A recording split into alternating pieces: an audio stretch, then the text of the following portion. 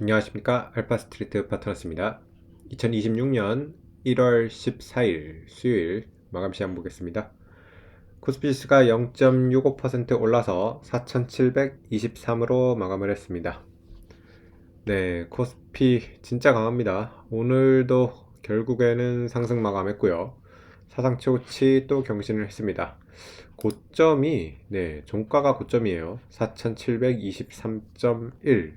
네, 종가가 고점인 시장이 굉장히 강한 시장이죠. 네, 그래서 코스피가 어제 미국 증시 하락에도 불구하고 이렇게 상승 마감을 하면서 여전히 이렇게 좋은 모습을 보여주고 있습니다. 일단은 어제 미국 증시 보시면 좀 빠졌어요. 미국은 보면 다우가 0.8% 정도 빠졌고 나스닥은 약간 0.1% 정도 약보합 수준 이 정도 움직였습니다. 종목을 보시면 금융주가 많이 약해요. 저번에 이제 트럼프가 이자율 제한 얘기한 이후로 금융주가 계속해서 좀 빠지고 있는데 어제 같은 경우는 하락폭이 제법 컸습니다. JP모건이 4% 넘게 하락을 했고요.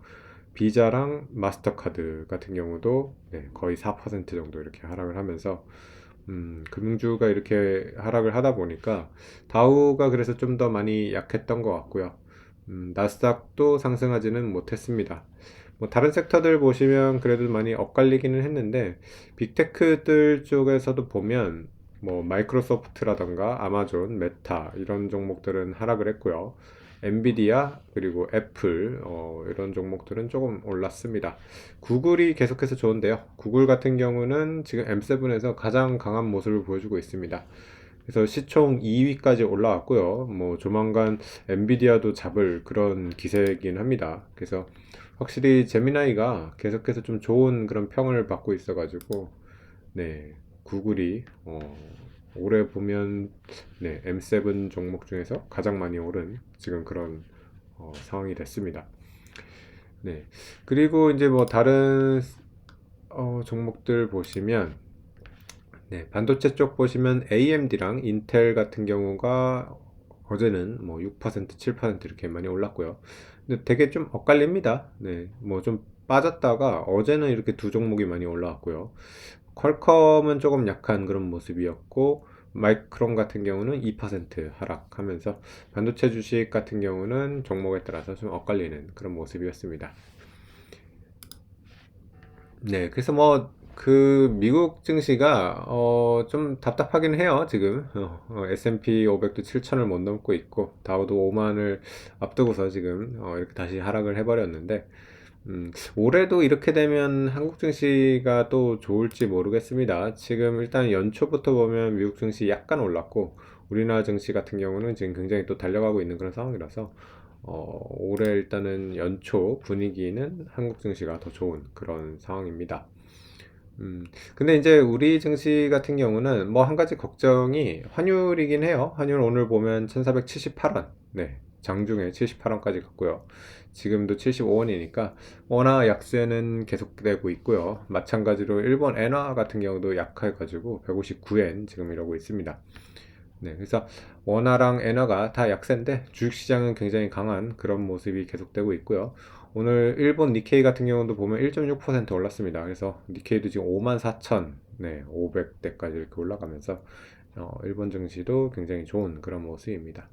한국도 그렇고 일본도 그렇고 주식을 갖고 있는 사람들은 뭐 이렇게 자국 화폐가 약세가 돼도 어느 정도 이렇게 주식이 올라가니까 좀 그런 것들이 해지가 되고 있는데 주식이 없는 그냥 일반 국민들의 삶을 봤을 때는 이 자국 화폐 약세가 상당히 지금 뼈가 아플 것 같습니다. 그래서 어떻게 보면 이런 것 때문에 계속해서 또 주식을 사게 만드는 그런 포모 현상이 계속해서 이뤄질 수밖에 없을 것 같고요. 특히 우리 증시 같은 경우는 뭐 인버스 투자도 여전히 많은 것 같아가지고, 이렇게 지금 기세가 좋게 올라올 때는 인버스 투자자들도 계속해서 지금 좀 물리고 있는 그런 상황이 되고 있는 것 같습니다.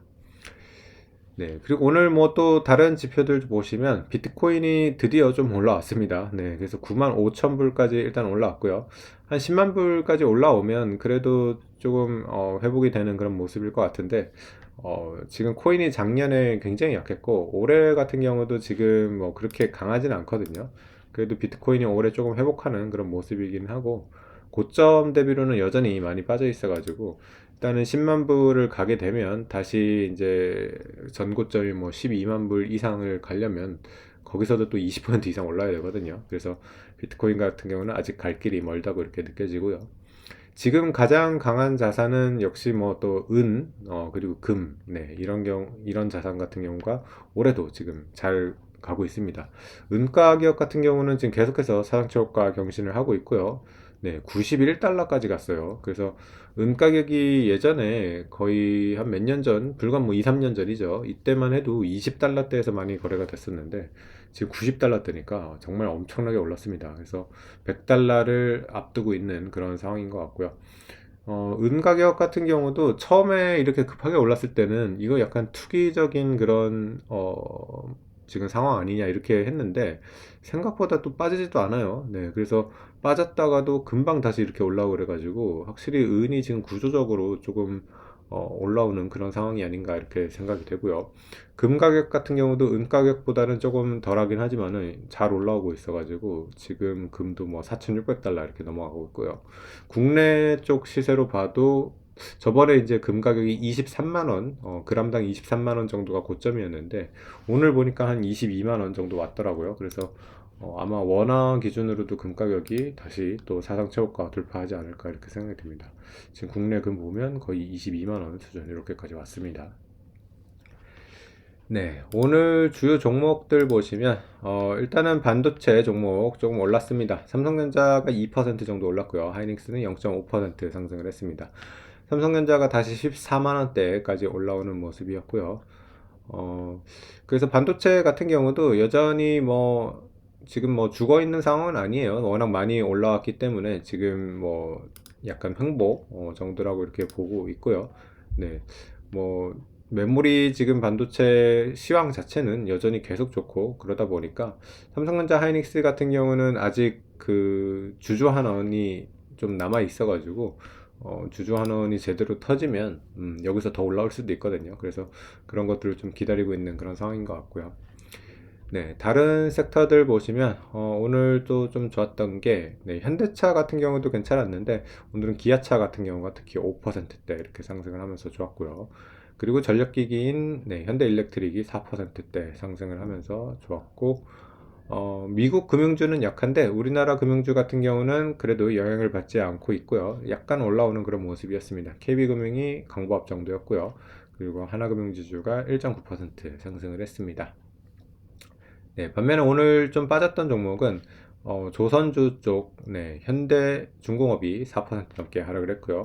네, 한국조선해양이 7.5% 하락을 하면서 조선주가 좀 조정을 받는 모습이었고요. 그리고 방산 같은 경우도 조금 하락을 했습니다. 하나에어로스페이스가 1% 하락했고 현대 로템이 3.8% 하락을 하면서 조선, 방산 이런 쪽이 조정을 받는 그런 모습이었습니다.